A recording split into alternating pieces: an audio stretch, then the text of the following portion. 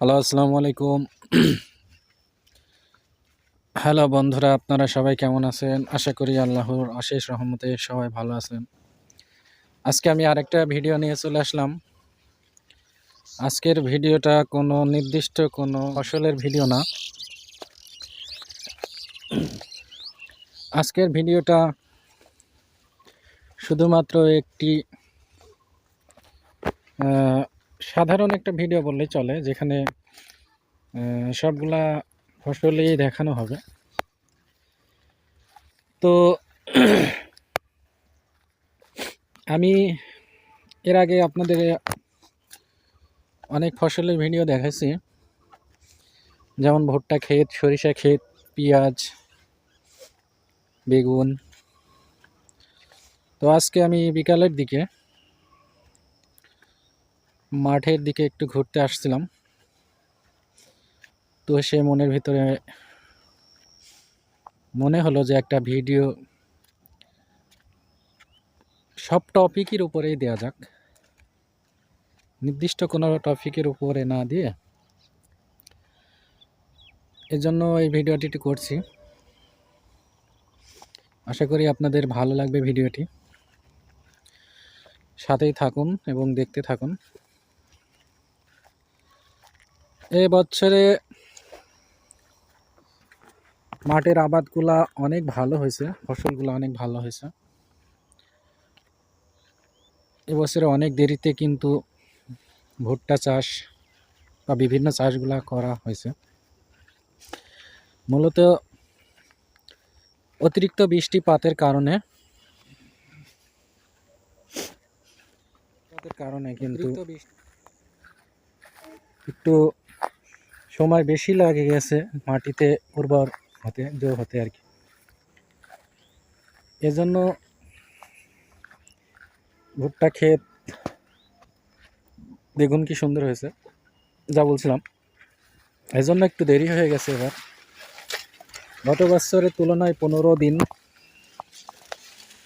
পর ভুট্টা রোপণ করা হয়েছে। গত বছরে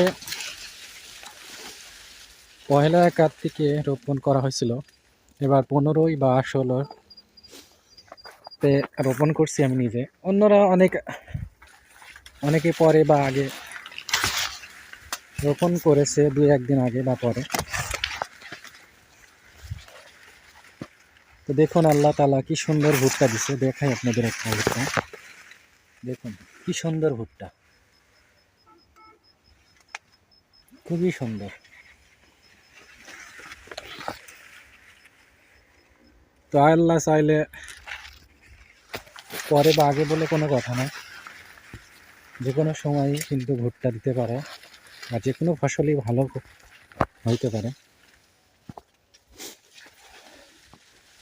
তো যারা ভুট্টা বা বিভিন্ন ফসলের ভিডিও দেখতে পছন্দ করেন, মূলত তাদের জন্য এই ভিডিওটি। যদি ভিডিওটি ভালো লাগে, লাইক, কমেন্ট, শেয়ার করবেন এবং আপনাদের মতামত কমেন্টে জানাবেন। আপনারা আর কোনো ভিডিও, কোন ফসল বা কোনো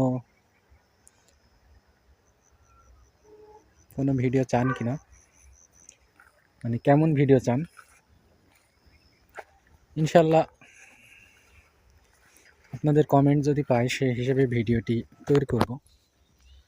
তো সর্বশেষে একটা কথা, আমি নতুন ইউটিউবার, টাকা ইনকাম করার উদ্দেশ্যে ইউটিউবে ভিডিও ছাড়ছি না,